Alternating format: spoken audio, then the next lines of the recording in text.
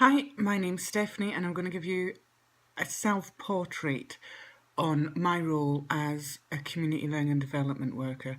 First, I'm going to talk to you or tell you a little about the influences on my choice of profession. So this is a little bit of analysis of how I got to where I am today.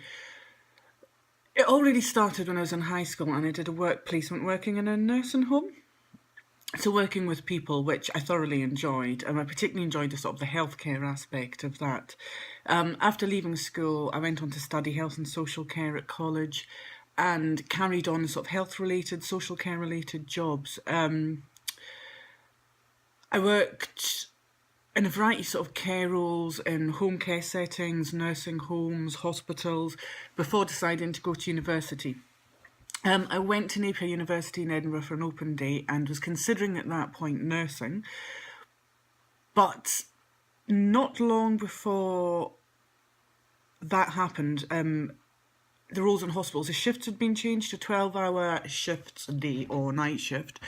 And I was young at that point. I was still maybe 21, but working and being on your feet for 12 hours, 3, 4, 5 days in a row or nights in a row, started to take its toll physically and mentally, problems eating at night, sleeping during the day and things. So I realised that becoming a nurse wasn't going to be worth the sacrifice to my health and social life. So while I went to see what was happening in Napier University and what they could offer, there was a course that at that time was called Health Sciences, but it's now known as Public Health. So I signed up for that and started that honours degree in 2002. So it was a 4-year course. While studying that, I also worked, again, a variety of jobs in hospitals, support work for homeless people in Edinburgh, and a variety of projects. Some are supported accommodation and some were supporting people in their own homes. So I did that for 4 years when I did my degree, and then after I finished my degree I got a job with East Lothian Council in health and homelessness, which was a new temporary post at the time, exploring what they could do to improve people's health or keep up a level of health while they were homeless. So it was a really interesting post. I thoroughly enjoyed it. There was an extension, I think, for a year or two of the post, taking us to 2010, when an internal opportunity came for a local community planning officer. This was quite a different job in that it wasn't so hands-on with people. It would be with a different client group. I'd always up until that point, worked with people that were quite disadvantaged and were experiencing a lot of health, social problems, substance misuse, domestic violence, that kind of thing. So I applied for the job and got it. This was my first experience in the world of community learning and development. It was very new to me. It was very exciting. A lot of public consultation, building on the research skills I already had acquired while I was at university, and taken me into a domain of working with people who were fairly clued up. They were very well, they were physically fit, mentally fit, and clued up certainly socially. So as that job went on, I realised one of my favourite parts of that was actually the working with groups and the capacity building. So that kind of influenced my choice of profession as to where I am now and why I chose to come on the postgrad course for community learning and development. I was new to CLD and I realised there was still a lot of things I needed to learn to be a good CLD officer, I think. While all of the studying went on and the work before that, a big influence, I think, on a choice of profession certainly has been what your political experience is. And I've always been quite political. I'm very much into socialism and social justice. And a lot of my experience has led me towards thinking, what can we do to make people's lives better? So that really got me to where I was and starting the course. There were some critical moments in various jobs I've had and various learning experiences. Particularly, I think some, light switching on moments have been while I've been studying and doing the theory and been able to put it in the bigger picture of practice. There's been a few instances while I was studying at Napier in the health social sciences and working with key groups. At that point, I worked with a lot of homeless people, and I read a research article by Stephen Smith on the lived experience of the problem drinker, and that fundamentally changed the way I thought about people and the people I was working with. I will never forget that article and some of the things in it. So that certainly was a light-on moment that changed my practice. There was another incident in East Lothian Council when I was working with a community group, a transition group, who wanted to look at developing a community orchard on an abandoned patch of land on an industrial estate. I was working with a lot of council colleagues at the time that said, yeah, brilliant idea, we can't use that bit of land for anything else, we have to maintain it, so let's go ahead and do this. And on the day of the site visit, some of the people that worked in the industrial units surrounding came out to see what was going on, and one of them told me that the council had already sent out a letter about the mobile phone mast that was going to go on that land, and how were these two things going to work together. And I had no idea about this mast. I had lots of people with me from the community who were going, well, this clearly isn't going to work, we can't have a mast and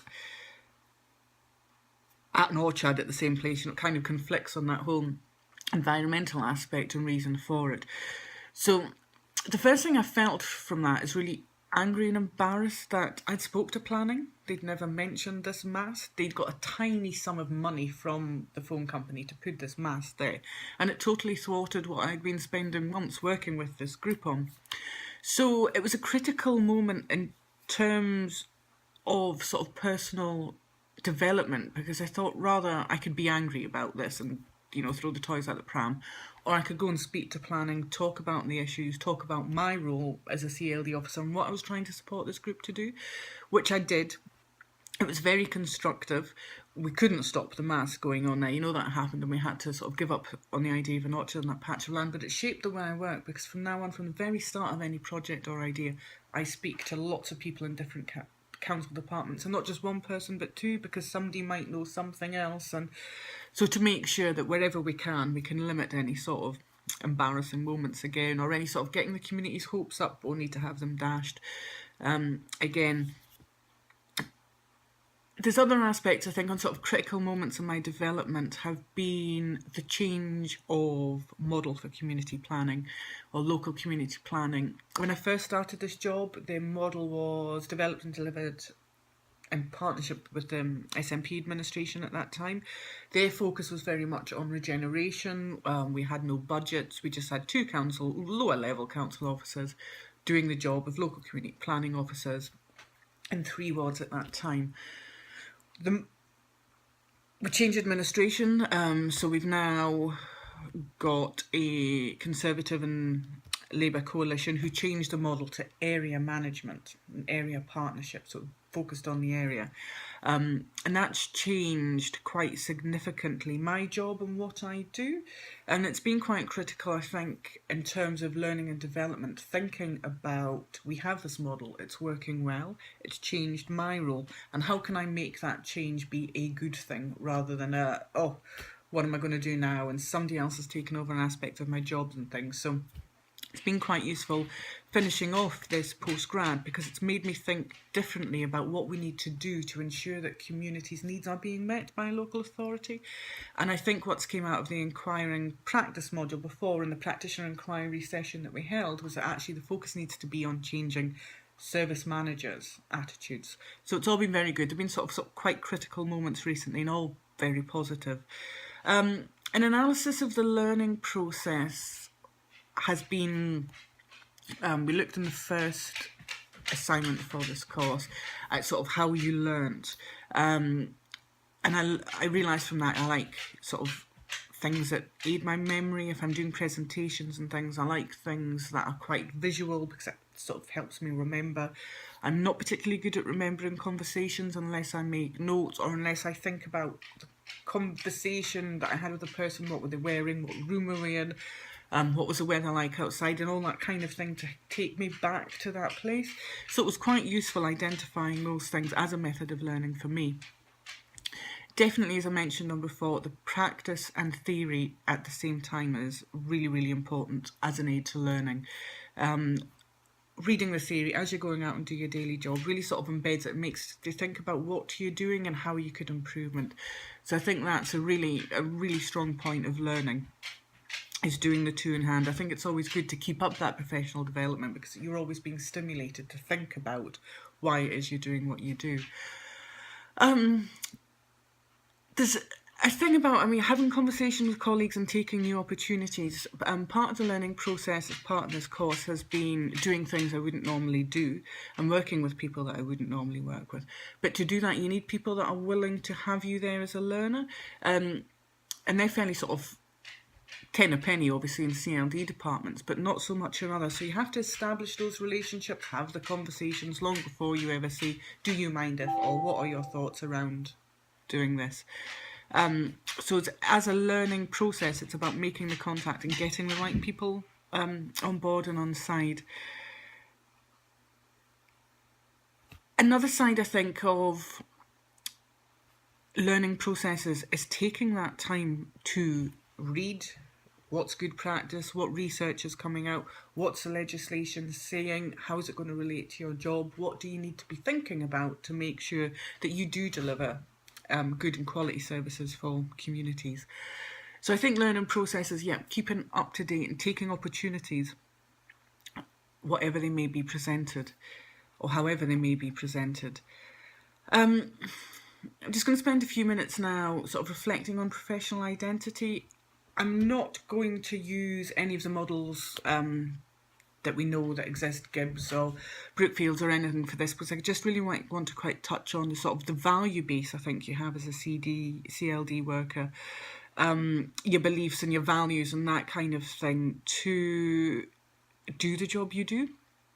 And I think, first of all, you have to have a genuine interest in community issues. You have to understand the community's needs and you have to be interested in them.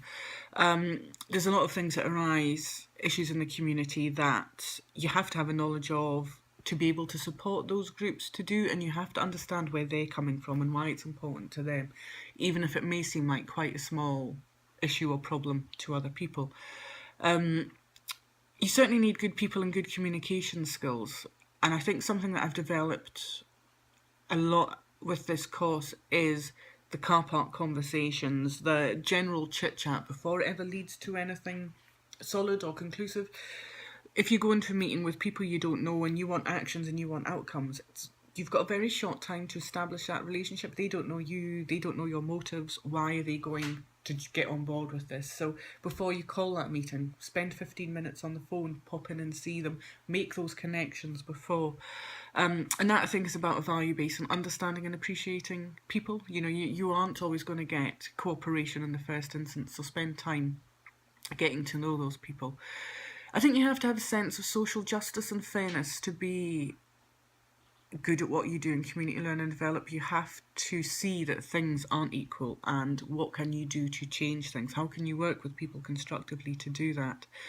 And I think having an understanding of equalities and equalities issues is paramount. You know, it's sort of to being able to do that, you need to have a knowledge on these things, how they impact on people and how they will impact on people's ability to come and actually deliver change. You know, it's the most disadvantaged people that are quite often hard to work with because they've got such bigger issues going on that coming along to a session on a Tuesday night for 2 hours is completely out of that scope at that time. But again, getting them there is about establishing those relationships, having the initial conversations, the chit chats, making time to go meet with these people. You obviously, a key skill you need to have is being non-judgmental. You know, that's I think probably goes without saying. Then there are other kind of more sort of corporate skills that I think I've developed in partnership working. Understand what different departments do and why, and what their barriers and constraints and restraints are. I found, you know, you can't really move on if you want to deliver from communities without that partnership working, and you need to do it in a way that you're coming from the same level. There's lots of different, you know, the change of model to area partnerships, having area managers that are line managed by somebody else from me has caused certain amounts of conflict in terms of my role, their role, how my role moves forward, you know, where are the gaps, you know, what could be filled, what do we need to do?